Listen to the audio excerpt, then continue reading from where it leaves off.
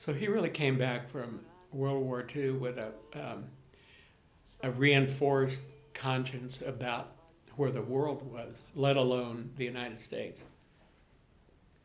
So when we would talk about his paintings and the hills and the water and so forth, it usually led to the environment.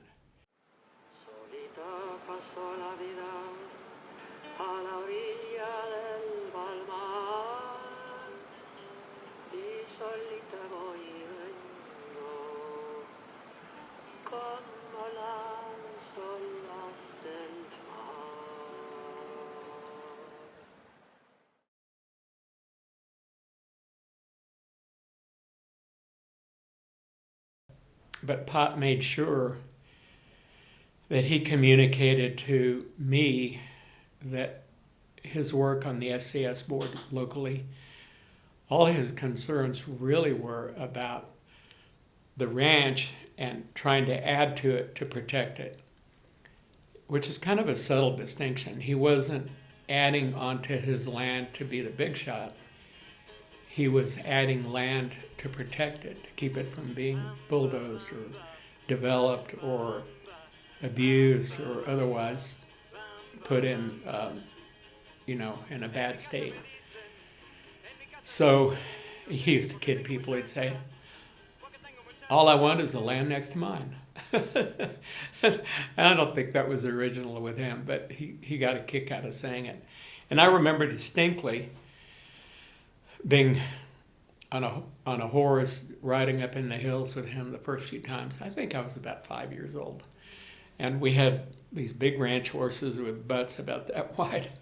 And my legs were straight out, level, riding along with him. And it became a field trip in botany, environment, rain, the ravages of abuse and over rain and flooding and all those things.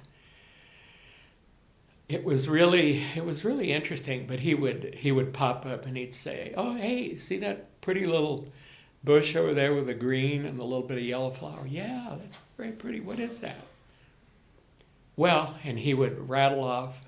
He would say, "Well, that is a weed plant that cattle won't touch.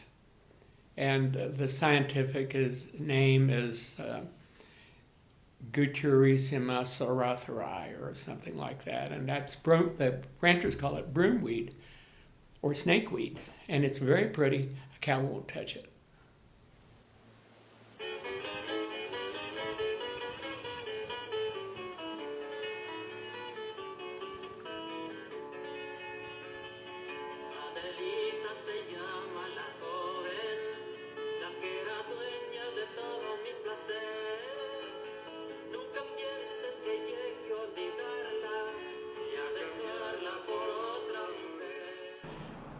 Mom was so hyper, I would say sensitive, I would say hyper aware, that you had to be on your toes because she was usually a day or two ahead of you in what you were going to say and think. So if you were going to throw out something corny and oh poor me or self-aggrandizing, you better shelf it and do something else.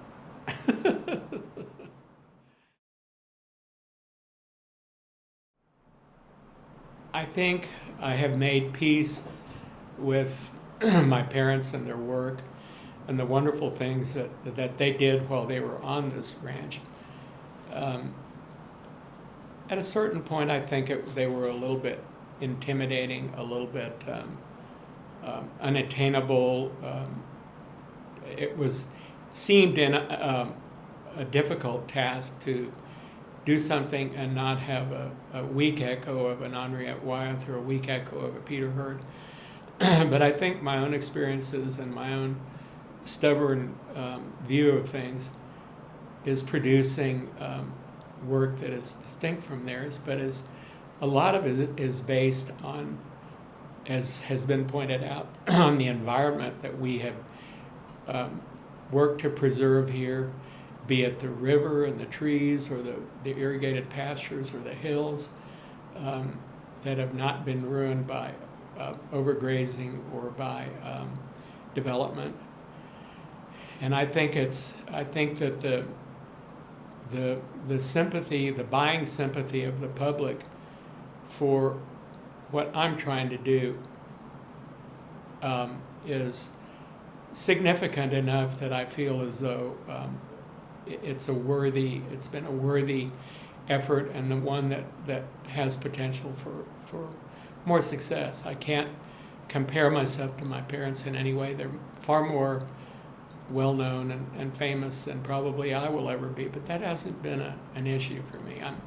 I'm happy to have people who respond in various ways to my work that makes them want to collect it, and they don't say, well, I was looking for a Peter Hurd, but this looks like a Peter Hurd, I'll take this. They don't have that. I don't get that, fortunately, or an Henriette. And I feel fortunate that I have, as my father used to say, don't camp on so and so's ground. In other words, don't think you're going to copy so and so, and you're going to be an Andrew Wyeth, and people are going to love you. That's not happening, and you shouldn't want it to happen anyway. So I think it's my own indulgent ideas of what I experienced as a kid. Indulgent in the sense that, I didn't really feel any constraints. I just reacted to beauty and to freedom and to the waters and the stream where I fished, the mountains and where I hiked or rode with Pop a lot. It became an independent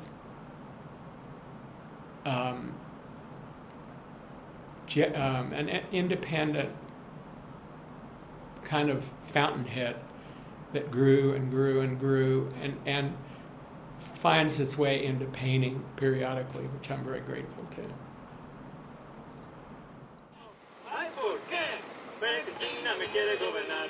Ay, no, que me quiere gobernar. María Cristina me quiere gobernar.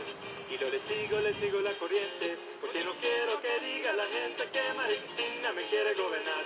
Ay, no, que me quiere gobernar. So the next order of education came with about the river. And I had become a fervent fisherman at the age of 6 or 7, I had just hooks and worms and, pretty primitive. But his father had been a real sportsman and a real fisherman. And he would talk about the water, and he'd say, when I was a kid, we used to drive up to Ruidoso, and the river was full, and it was there were trees in the hills up above, and the cycle of nature was such that the trees and the moisture that fell in the Ruidoso area in those mountains tended not to go into the arroyos as flood, but it was taken in by the trees and actually helped fill the water underground and fill the channel into the rivers as well, the Bonito and the Ruidoso River. He said when all the development started in Ruidoso, it changed the whole effect of rain, and it changed it in a way that has been detrimental for a lot of reasons. But the flooding, of course, has been a new thing that really wasn't nearly as pronounced when he was coming up here as a kid and up until the 30s or 40s or whatever. So again, he was talking to me about the impact of the development of land. Paved roads that didn't absorb water, that offset it into arroyos and then into the river.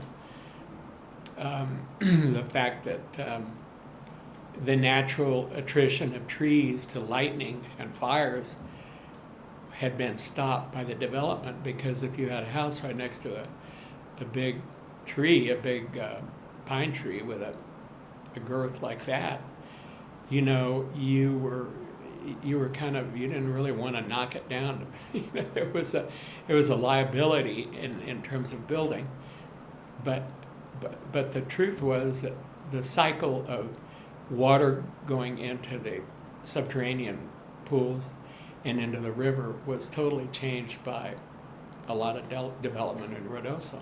My father died in 1984. He would not have believed what it's turned into now. I mean, it's incredible, and you know, it's something that we think about here. We've had several huge floods in the river that have put water right at the level of our bridge out here. 2 such floods within the last 5 years, and I think the argument could be made that these very exaggerated symptoms of mankind's development and population, there's a real relationship there. And, you know, I think the mentality in these centers like Ruidoso is that, you know, it's jobs, it's people need work, they need, you know, they're carpenters, they're realtors, they're whatever. But it's a little bit of a mixed bag if you live downstream and you see some of the byproducts of population and growth. So, looking at the river, he would talk to me about water and how valuable it was, and how it was one of the first things to get abused by so-called civilization if they weren't really careful about it. And that really struck me when I went away to school, to a boarding school in Concord, Massachusetts, and then later on to Stanford. And both experiences were in, you know, fairly, especially Stanford, very heavily populated areas. And of course, I'd fly into Boston to go to school, and the whole metroplex around Boston was teeming with growth and people and development, and the contrast to what I come away from was very pronounced to me. I mean, I was just a little ignorant New Mexican boy who spoke Spanish mostly with my friends at the school, and you know, but I'd think, man, I can't believe this. Here I am in the metroplex of Boston, and history and the cradle of civilization in America, but all this stuff going on everywhere. I mean, what's going on with growth in this country? What does it mean to me? Where do I want to live? Well, that question was decided after 5 years at Stanford, 4.5, where when I went there in I went there in 1965, I believe it was, and I think I graduated finally in 72, something like that. But I remember driving up Highway 101 to get off on the Palo Alto off-ramp. Beautiful golden afternoon, clear air, not much traffic. Just, I thought, this is paradise, this is beautiful. And there's an ocean right over there, and palm trees, and there's this and that and the other. And I think by the time I left, 5 years later, because I took a year off, I was in the entertainment business, played guitar and banjo.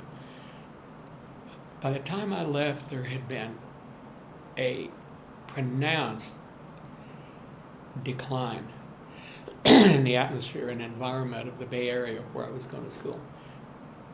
orangey yellow skies in the afternoon. A lot more traffic on the Bayshore Freeway 101. New lanes being added all the time. Buildings going up everywhere. And I kept thinking,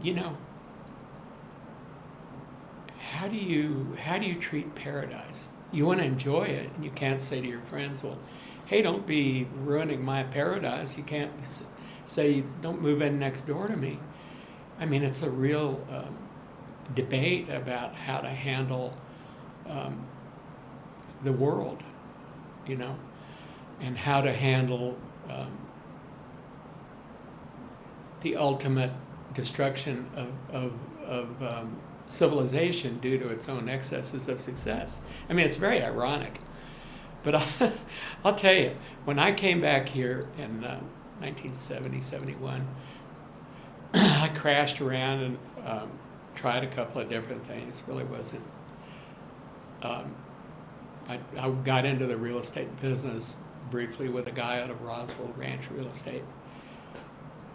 And I had been, unlike either of my parents, I had been pretty good at math in school and all the tricky little things like geometry, solid geometry, trig, blah, blah, blah, blah, blah, blah, all that stuff.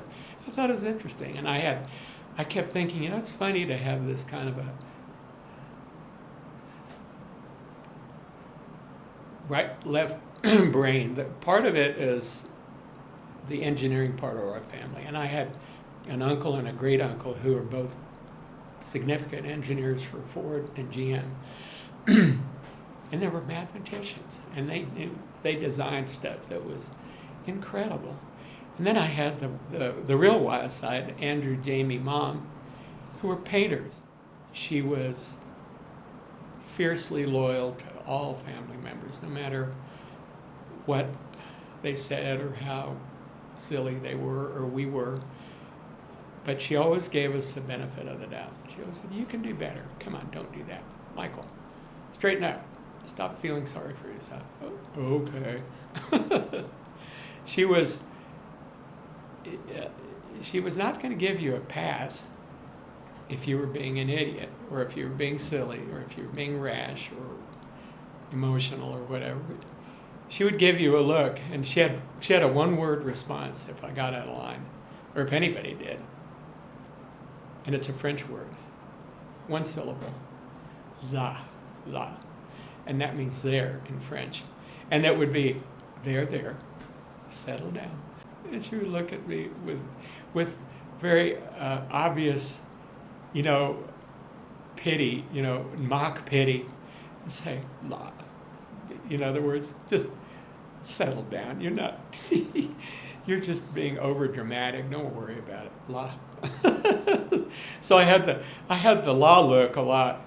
And after a while, I knew the look that the law was coming, so I would alter the conversation to not be a jerk and not be self-pitying, da-da-da-da-da.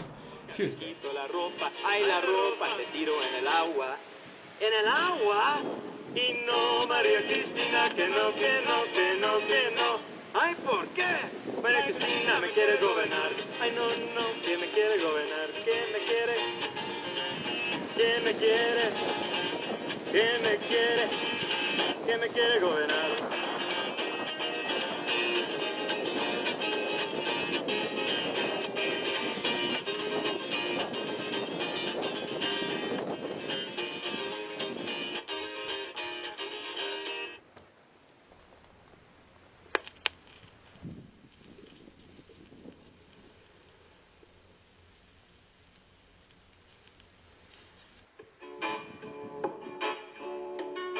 Palomita callejera que comes trigo en mi mano. Palomita callejera que comes trigo en mi mano. Hoy no viniste a la cita, por tu culpa estoy penando. Palomita callejera, sabes que te quiero tanto.